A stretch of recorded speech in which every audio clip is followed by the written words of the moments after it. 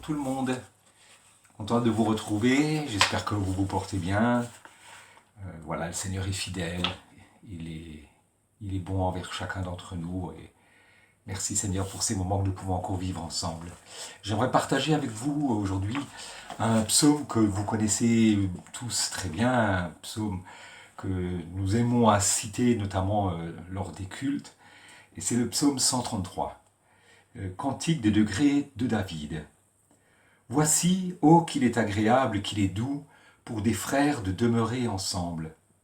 C'est comme l'huile précieuse qui, répandue sur la tête, descend sur la barbe d'Aaron, qui descend sur le bord de ses vêtements. C'est comme la rosée de l'Hermon, qui descend sur les montagnes de Sion. Car c'est là que l'Éternel envoie la bénédiction, la vie pour l'éternité. Alléluia, Amen. Alléluia. Oh, qu'il est agréable, qu'il est doux. Alors, avant de commencer, peut-être, je voudrais avoir vraiment une belle pensée pour tous ceux qui, malheureusement, étant donné peut-être leur état de santé, ne peuvent se joindre à nous pour ces moments de culte. Sachez que l'Église, quand elle est réunie et qu'elle prie, Dieu bénit aussi ceux pour lesquels l'Église prie. Et sachez que l'Église pense à vous et que le Seigneur soit béni. Ce psaume 133 démarre par une merveilleuse exclamation, une très jolie exclamation. Voici, oh, voici, oh. Et le psalmiste nous invite par ce mot à réaliser tout à nouveau que le fait de se retrouver entre frères et sœurs, bien sûr, est une chose tout à fait remarquable. Ce psaume d'ailleurs fait partie, il l'ai dit au début, des cantiques des degrés ou des montées. Et ces cantiques étaient chantés à l'occasion des pèlerinages vers le temple. Ces pèlerinages étaient l'occasion de se retrouver ensemble pour fêter l'Éternel, pour se retrouver ensemble et pour rendre un culte à Dieu. Et ma question aujourd'hui encore est de savoir, est-ce que je suis, moi aussi, est-ce que tu es, toi, dans cet état de contentement, de satisfaction, de bien-être, quand tu te retrouves, quand je me retrouve, non pas forcément dans un lieu physique ou matériel, mais quand je suis dans ce temps de retrouvailles, de rencontres, de partage, ces temps où nous avons la possibilité de vivre quelque chose en commun. Suis-je dans cet état de joie et de contentement lorsque je sais que je vais retrouver mes frères et sœurs? Ah oui, voici, oh. Et ce oh exprime une chose, ce oh.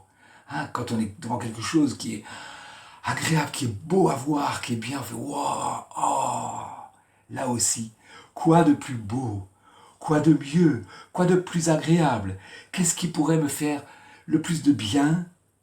Qu'est-ce qui pourrait être plus doux pour mon âme, pour mon cœur, que de me retrouver avec mes frères et sœurs? Quoi de plus doux? J'ai d'ailleurs été surpris en regardant la définition de doux dans le Larousse. La définition est quelque chose qui est agréable, conciliant, gentil. Mais la définition ne s'arrête pas là.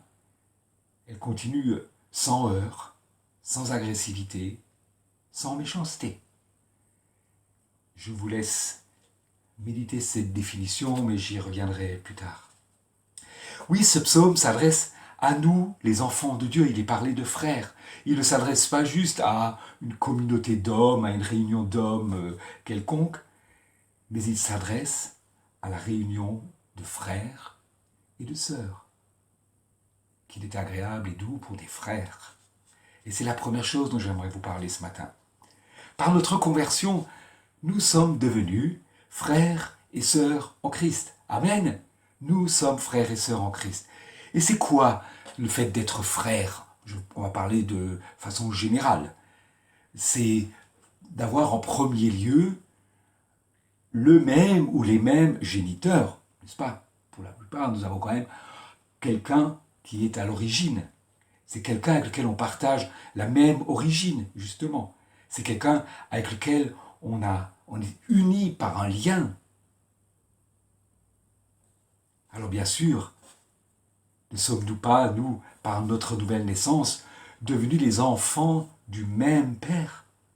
Galates 3, verset 26 nous dit « Car vous êtes tous fils de Dieu par la foi en Jésus-Christ, unis par le même lien. » Et quel lien! Mais quel lien! Un lien du sang. Nous sommes unis par le lien du sang. Ce sang de Jésus-Christ qui a coulé pour toi, qui est derrière la vidéo, qui a coulé pour toi aussi, qui a coulé pour toi, qui a coulé pour moi. Comme dans une fratrie, nous avons une même origine, une origine spirituelle, si je peux emprunter ce terme-là. Alors bien sûr, dans une fratrie, chacun vit les choses de manière différente. Chacun fait des choix différents. Chacun a un caractère différent, une physionomie différente, même si les géniteurs sont les mêmes, même s'il y a un géniteur, oh, on dit souvent, oh bah lui, il ressemble à son père. Oh alors, oh là là, lui, il a le caractère de sa mère. Il y a forcément quelque chose de différent, mais en même temps quelque chose qui nous rassemble. Mais nous concernant, nous avons quelque chose de plus à vivre que simplement une histoire de caractère ou de physionomie. Quelque chose de plus fort que simplement une fratrie humaine. Et ce plus se résume dans un mot, pour moi, quand je parlais que nous avons le même Père, c'est le mot même. Le mot même, quelque chose d'identique, de semblable, la même origine, unis par le même lien, le lien du sang.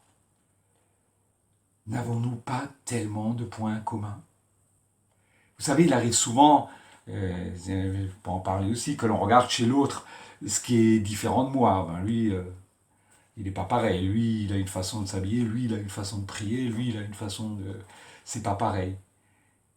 Et on porte des fois des regards de jugement parce que l'autre n'est pas le même que nous, il est différent. Différentes façons de faire les choses, de voir les choses.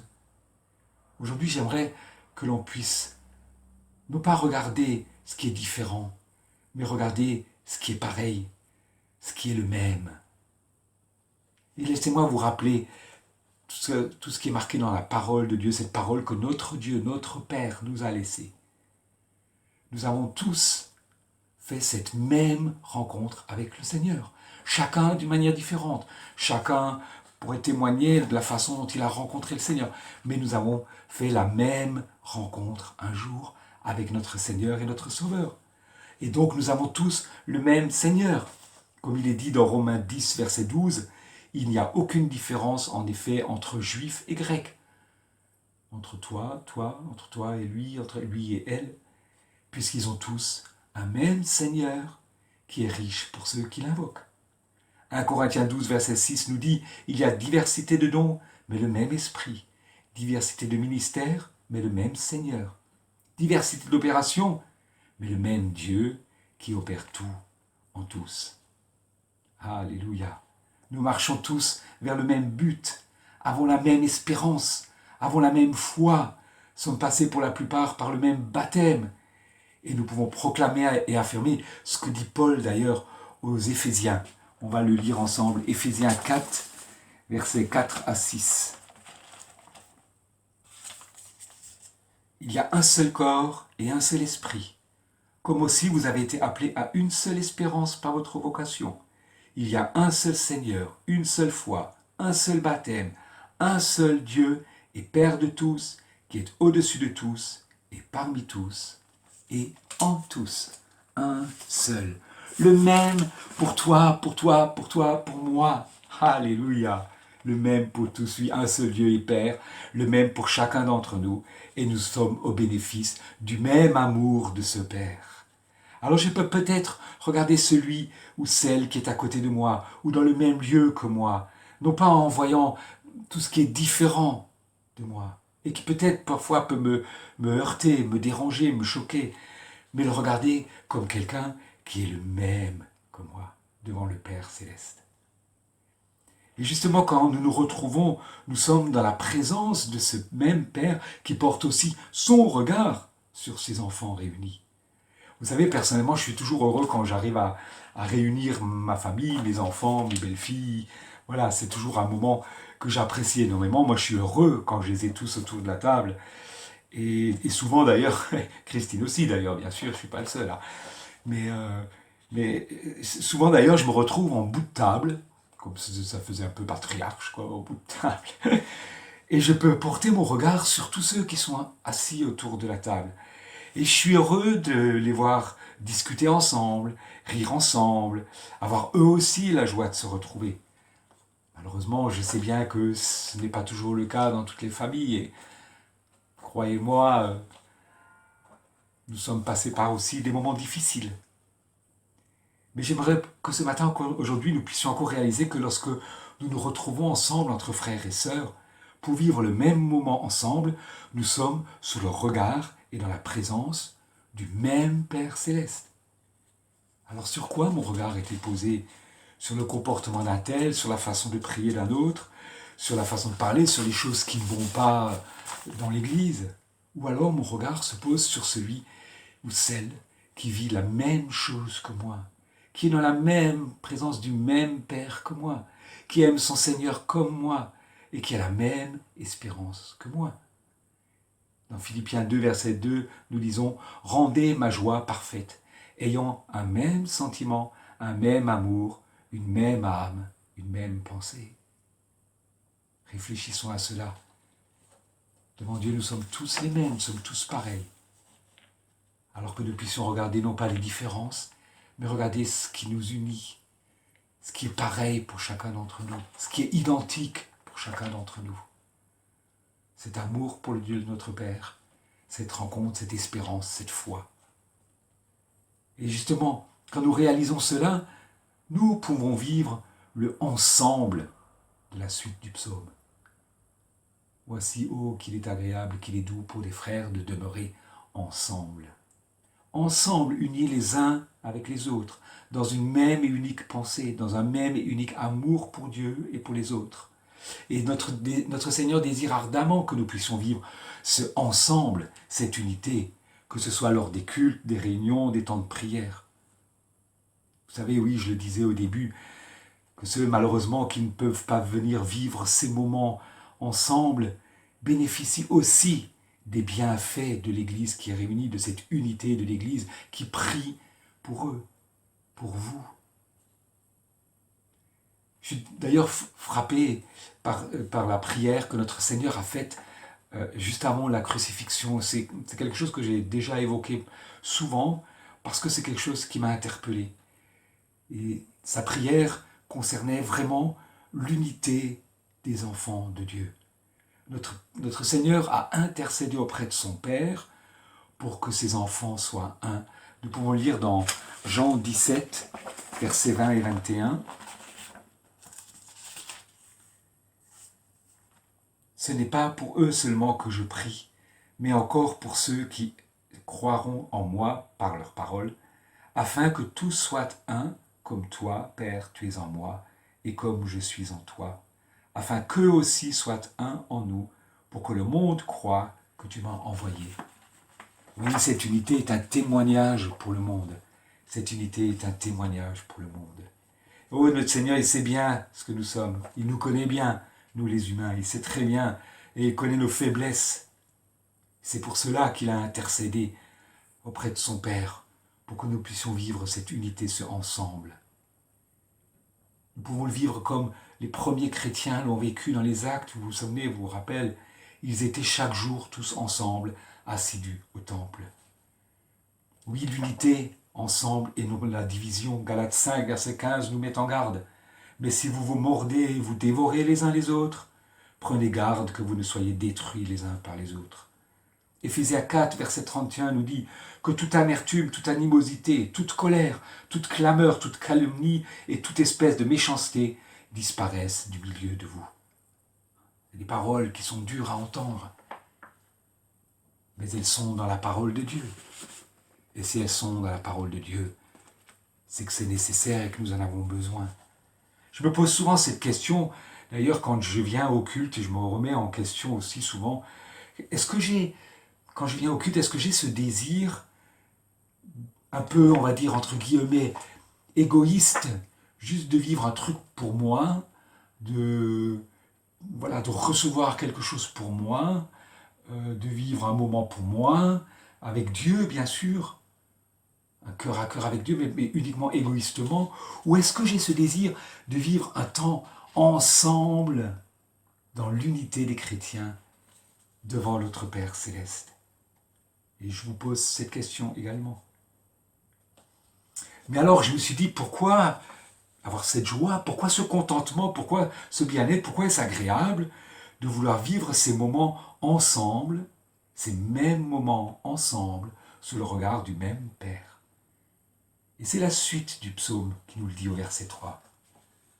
Il est écrit, car c'est là, oui, c'est là, c'est dans ces moments-là, dans ces lieux-là, dans ces réunions-là, mais aussi dans cet état d'esprit d'unité-là, d'amour fraternel là, de vivre ce même moment là. C'est là que l'Éternel envoie la bénédiction et la vie en abondance, comme le psaume se termine. Ah, c'est là, frères et sœurs, c'est dans ces moments-là. Avons-nous le désir d'être bénis, de recevoir les bénédictions de notre Dieu? Voulons-nous nous priver quand malheureusement nous le pouvons? Je sais bien, je pense à ceux qui ne le peuvent pas pour le moment, mais sachez que Dieu vous bénit également. Alléluia, et je le crois. Voulons-nous nous priver de recevoir cette bénédiction? Il est parlé au verset 2 de l'huile précieuse répandue sur Aaron. L'huile précieuse, cette huile précieuse qui nous fait bien sûr penser au Saint-Esprit répandu sur nous, tellement précieux pour nos vies. Bien sûr que nous pouvons vivre des moments où nous bénéficions de la présence de l'Esprit Saint quand nous sommes seuls à seul avec notre Seigneur. Mais je pense qu'il y a une dimension tout autre de cette onction de l'Esprit Saint lorsque nous nous sommes réunis dans la présence de notre Dieu.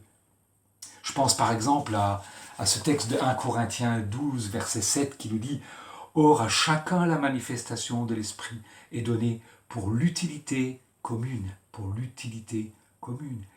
servir à l'Église. » Et donc se manifeste lorsque l'Église est réunie ensemble. Reprenons simplement dans les actes aussi.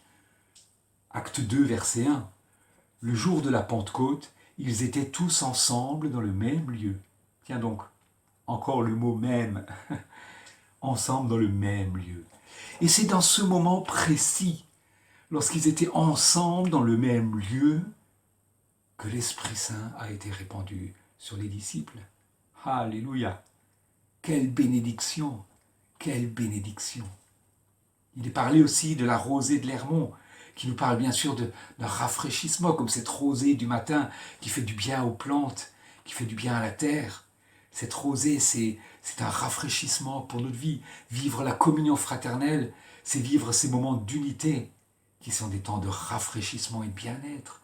Vous savez, moi, ça me fait tellement du bien lorsque j'entends les prières, les louanges, l'adoration des frères et des sœurs. Cela me fait du bien lorsque j'entends la parole de Dieu, lorsque j'entends le message du Seigneur pour son Église. Alléluia! Que de temps de bénédiction dans ces temps vécus ensemble et dans l'unité. Remarquez que dans ces deux phrases, il y a un verbe qui revient à chaque fois, c'est le verbe descendre. L'huile descend sur la barbe d'Aaron. La rosée descend de l'Hermon. Quand ça descend, cela vient d'en haut. La bénédiction vient d'en haut. La bénédiction vient d'en haut, de notre Dieu qui siège dans les cieux. Jacques 1, verset 17 nous dit « Toute grâce excellente et tout don parfait descendent d'en haut, du Père des Lumières, chez lequel il n'y a ni changement, ni ombre de variation. Lui reste le même, hier, aujourd'hui, éternellement. Toute grâce excellente et tout don parfait descendent d'en haut. Amen. » Alors, ce matin encore, notre Dieu nous dit « Voici, oh, ce voici » qui est une invitation de notre Dieu à regarder, à admirer tous les bienfaits, toutes les grâces, toutes les bénédictions qui découlent de l'unité fraternelle. Encore faut-il que nous y travaillions, car oui, nous avons notre part à faire. parfois nos efforts à faire. Et Paul le rappelle dans Éphésiens 4, verset 3, vous efforçant de conserver l'unité de l'esprit par le lien de la paix. Chers frères et sœurs, ce psaume nous invite à vivre ces bénédictions que Dieu a en réserve pour son Église. Ce psaume nous invite à vivre ces moments doux et agréables. Avons-nous ce désir de vivre ces moments doux et agréables? Voulons-nous encore être au bénéfice des bénédictions que notre Père Céleste a en réserve pour son Église lorsque ses enfants sont réunis ensemble pour l'adorer, pour le louer, pour le célébrer, pour chanter ses louanges? Alors ne nous privons pas, évidemment, et je le redis, dans la mesure du possible, bien sûr, de ces moments ensemble, dans un même esprit, avec une même pensée, un même amour, une même âme, un même désir de rendre un culte à notre Dieu, qui en retour nous comblera de toutes les bénédictions qu'il a en réserve pour nous. Que son nom soit loué, que son nom soit glorifié. Merci Seigneur pour la communion fraternelle. Seigneur, aide-nous vraiment à vivre ces moments dans l'unité, dans l'unité. Qu'à toi seul soit toute la gloire. Béni sois-tu Seigneur, Amen. Voilà, j'ai encore prié avec vous et que vraiment nous ayons ce désir de vivre ces moments parce que c'est là où l'Éternel envoie la bénédiction. Seigneur, nous te remercions pour ces moments. Seigneur, je te bénis pour toutes ces promesses qui sont dans ta parole. Je te remercie pour la communion fraternelle. Merci Seigneur parce que nous pouvons porter les fardeaux les uns les autres, nous pouvons prier les uns pour les autres, nous pouvons vivre cette unité, Seigneur. Apprends-nous à la vivre, Seigneur. Apprends-nous à être au bénéfice de tout ce que tu as en réserve pour nous. Seigneur, je te prie pour tous ceux qui malheureusement actuellement ne peuvent pas être présents. Je te prie de les bénir là où ils sont, Seigneur, qu'ils puissent sentir ta douce présence, Seigneur. Merci Seigneur de les encourager, merci de les fortifier. Te remercions pour tous tes bienfaits. Seigneur, nous savons que ton regard est posé sur nous, alors que nous puissions changer notre regard aussi sur peut-être ce qui nous entoure. Et vivre cette unité qui est un témoignage aussi face à ce monde qui est de plus en plus égoïste, qui vit de plus en plus dans l'individualisme. Seigneur, qu'ils puissent voir que tes enfants sont unis ensemble, dans un même amour, une même pensée, une même âme. C'est ton désir, Seigneur, que nous puissions faire en sorte que cela se produise, Seigneur, et que nous puissions mettre tous nos efforts, comme le dit Paul, afin de vivre cette unité, pour ta gloire, pour l'avancement de ton règne. À ton nom soit la gloire, l'honneur et la louange. Amen. Voilà. À bientôt. Au revoir.